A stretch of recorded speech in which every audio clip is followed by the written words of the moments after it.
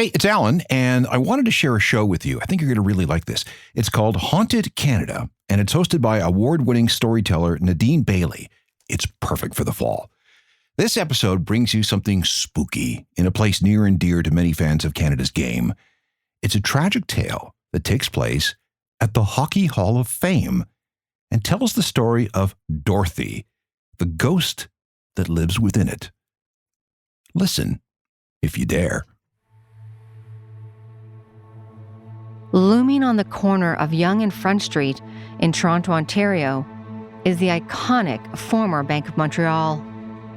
It is an impressive building that mesmerizes passers-by with its imposing presence.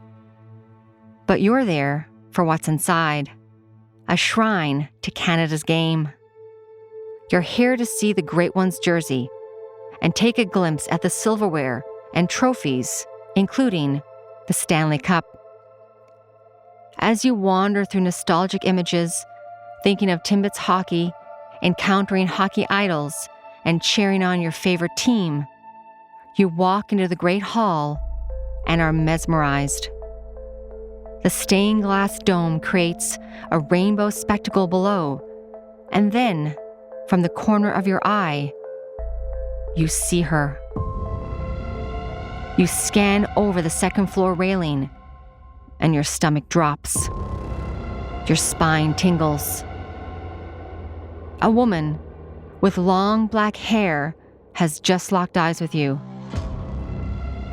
But there's something not quite right about her.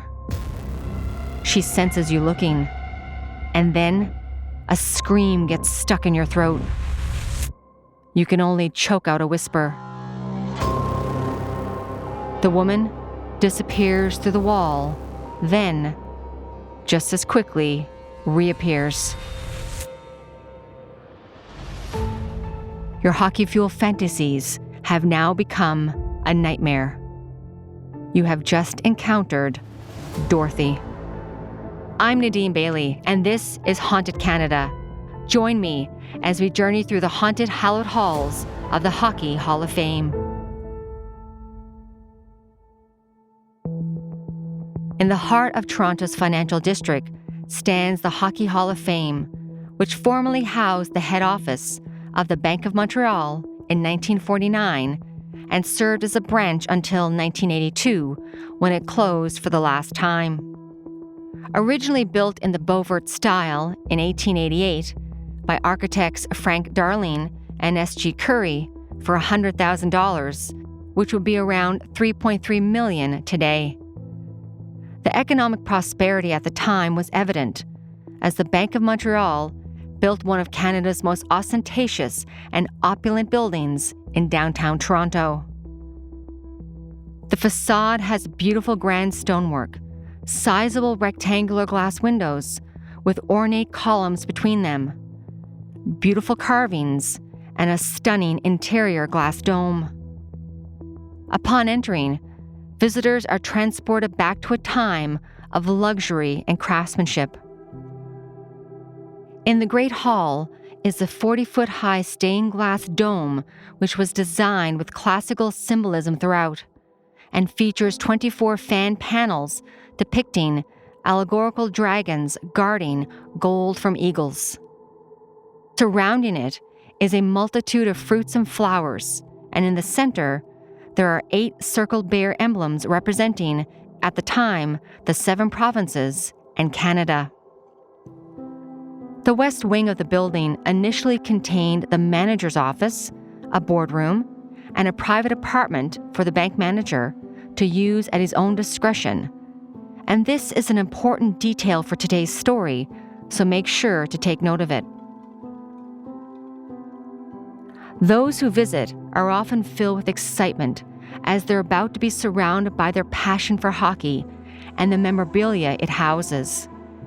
But if you take a minute and really sit in a quiet corner and take it all in, you might feel something else. A melancholy sadness may even take over. From beyond the veil, a young woman may call to you, as the Hockey Hall of Fame is where she now resides, after losing her life tragically over 70 years ago. And if you're brave enough, you may even call out her name. Dorothy. But don't be surprised if she answers back.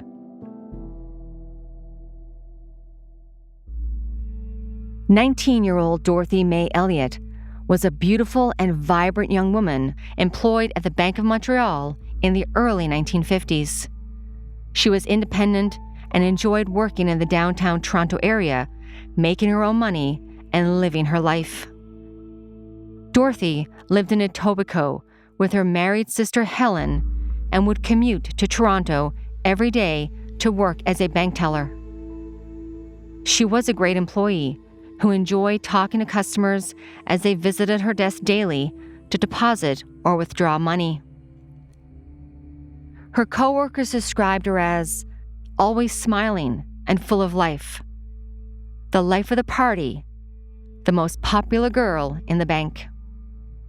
Dorothy probably had more than one secret admirer, as she was described as being a beautiful girl, tall and buxom, and that she looked like Hollywood actress Rita Hayworth. And much like Hayworth's character in the movie The Loves of Carmen from 1948, one day, things took a tragic turn for Dorothy.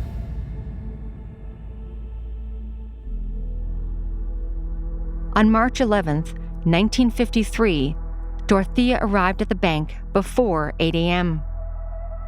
Her coworkers teased her for being so early, but she simply shrugged it off and smiled flatly. The bank's longtime messenger later noted that this was much earlier than she was expected to be in, and that she looked pretty rough, probably had a night out. And her coworker Doreen Bracken corroborated this statement and recalled Dorothea was wearing a blue knitted dress, but looked distressed and disheveled. After greeting her coworkers, Dorothea walked past them and went upstairs to the women's washroom and seemed to stay up there for some time. The bank messenger saw her come downstairs for just a moment before returning to the second floor. Unknowingly, Zita Rushbrook, another of her workmates, went upstairs to the second floor washroom just after 9 a.m. and rushed out screaming. The commotion was heard over the balcony that overlooked the main floor of the bank. As the sounds of the screaming could be heard, the bank messenger sprung into action and ran upstairs, bursting through the door to find a horrific scene. Slumped in a Windsor chair was Dorothea May Elliott. It seems that the 19-year-old had quickly taken the bank's .38 caliber revolver that was hidden in a drawer in case of emergencies. She then went upstairs to the washroom, where she shot herself in the head. "We didn't hear a shot," remembered coworker Doreen Bracken. The bank messenger immediately called for help, and when it arrived, he and an ambulance attendant carried Dorothea down the stairs to an awaiting ambulance that took her to St. Michael's Hospital. She died 22 hours later. Doctors were amazed that she had lived so long, reported the Toronto Daily Star. The Toronto Telegram reported that an attractive young brunette may have been despondent over a love affair. The next day, newspapers stated that she had harmed herself over losing her boyfriend, who had left Toronto for a job overseas. This sort of narrative, I hope, wouldn't happen today, as we have a deeper understanding of people's mental health struggles. Sadly, back in the 1950s, a woman's potential heartbreak was used to sell papers. And heartbreak may have been at the center of Dorothea's anguish, but her boyfriend wasn't the cause. Her coworkers knew the real story. They alleged she was having an affair with the bank manager, who was a married man, the same one who had access to the apartment on the second floor of the bank.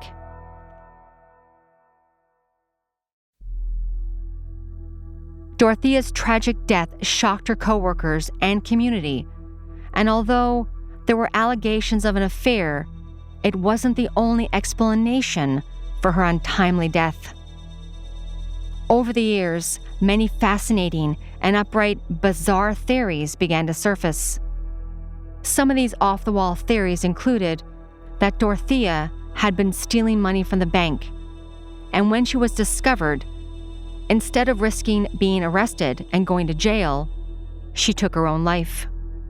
An even more outlandish tale, which is like something out of a Hollywood movie, had Dorothy supposedly helping members of the IRA, the Irish Republican Army. The organization sought out to end British rule in Northern Ireland, thereby facilitating Irish reunification and bringing about an independent republic encompassing all of Ireland. Somehow, the story was that the IRA had been plotting and planning to rob the Bank of Montreal to help fund their army back in Ireland, and that they had recruited Dorothea to help them.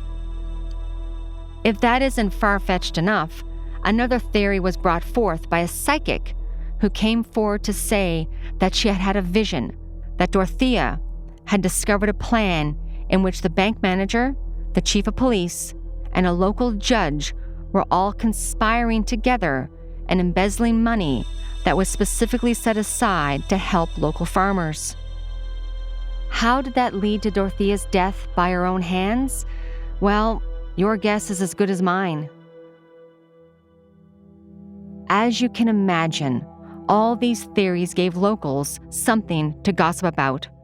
But the story that remains and persists to this day is that Dorothea had fallen in love with the married bank manager. The two had hidden their affair by secretly meeting in the bank manager's apartment on the second floor. Dorothea was young and thought that this was real love and fell head over heels for the older man, only to eventually realize that he was never going to leave his wife. The realization caused her to become distraught and overcome by heartbreak and sadness that she took her own life. There seems to be some validity to this account of events of Wednesday, March 11th, 1953. Doreen Bracken was the last person to see Dorothea alive, and in 2009, she recounted this story in an interview with the Toronto Star newspaper. She remembered Dorothea as a beautiful, tall, and sophisticated woman, and recalled that tragic morning when she arrived for work at 8 a.m., and was shocked to see that Dorothea was already inside the bank. She and her co-workers thought that this was odd, as Dorothea didn't have to be there that early. Doreen also remembered that Dorothea was wearing a blue knitted dress, and although she was always impeccably dressed and well put together, that morning she wasn't. It stood out to Doreen as odd, but she had a busy morning ahead of her and had to get the bank ready to open, and sadly didn't check on Dorothea to see what was the matter. It's something that Doreen regrets to this day, because by now, you know what happened. Dorothea was found slumped and mortally wounded on a Windsor chair in the bathroom. In that Toronto Star article, the bank messenger, identified as Len Redwood, said he helped transport her downstairs to the ambulance on that same Windsor chair.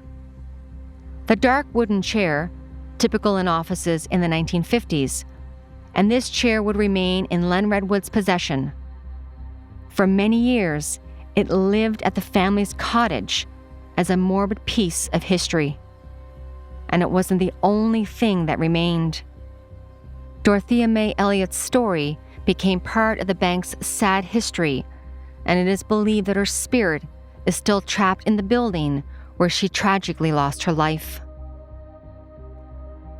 After her death, the second-floor women's washroom continued to operate in the bank for many years, but strange, unexplained occurrences began to appear on a regular basis. Former employees, including Doreen and Len, who knew Dorothea in life, often recounted that after her death, lights flickered on and off, doors opened and closed when there was nobody around. And even more disconcerting is that they remember feeling that someone was always next to them, watching them, even after the bank was empty of customers. That wasn't all. Staff would often hear moaning and crying coming from the second-floor women's washroom.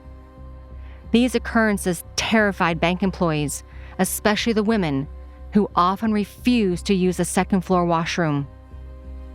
This caused quite a problem for the bank, and eventually, they had to add another washroom in the basement. With the bank's tragic past, it definitely would have been a scary place to work for anybody, but it seems that the staff got used to the many odd occurrences and went about their day. After all, it seems that although Dorothy, as she's affectionately known, is often present, yet she has yet to harm anyone. The bank eventually closed in 1982 and sat empty for many years until the new tenant took over. In 1993, the Hockey Hall of Fame moved in, and Dorothea was there to greet them. Her ghost is still making her presence known to the hockey fans. Staff in the iconic building often hear footsteps in the Great Hall when it's empty. These footsteps have been described as women's high heels. On other occasions, lights within displays will flicker on and off. Staff and visitors have reported a sense that someone is watching them or standing close to them, yet when they look around, there's never anybody there. Even more terrifying is what happened to Joanne Jordan, a Toronto musician. The harpist actually saw the ghost standing by the second-floor railing, looking down into the Great Hall. Joanne Jordan had been hired to play at an event in the bank a few years before it became the Hockey Hall of Fame. She was playing the harp, enjoying the beauty of the Great Hall's dome and the magnificent stained glass just above her, when she spotted a woman standing by the railing, just staring down at her. Joanne was shocked and told the Toronto Star about it. I remember it so vividly because it's one of those things you'll never forget. At the time, Joanne wasn't aware of the building's permanent resident, and that's when she learned of Dorothea May Elliott's tragic tale. After that, and in the years to come, anytime Joanne had to play her harp at the historic building, she made sure to never go up to the second floor by herself because she said that it's just too spooky up there. Joanne is right to avoid it, as she's not the only one to encounter the Hockey Hall of Fame's ghost.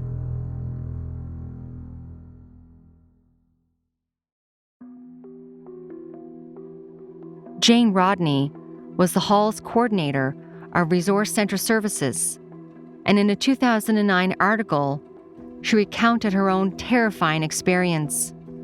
One busy summer afternoon, as the Hockey Hall of Fame was filled with visitors, she was disturbed by the sounds of a child's screams echoing throughout the Great Hall. When she went to investigate, she found a young boy pointing at a wall and screaming, "Don't you see her? Don't you see her?" The boy was terrified and just kept pointing at the wall. Yet no matter how much Jane looked, she couldn't see anything.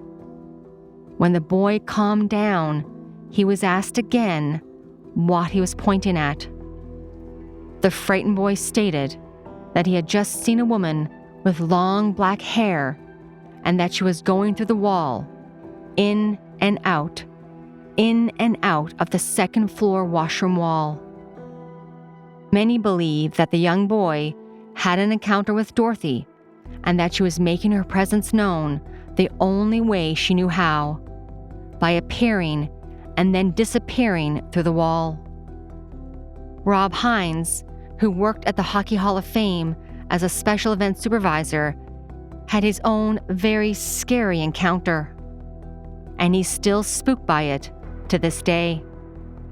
Early one morning, Rob was overseeing his staff as they were getting ready for an event. He entered the kitchen through a narrow area behind the second-floor conference room to retrieve some coffee pots.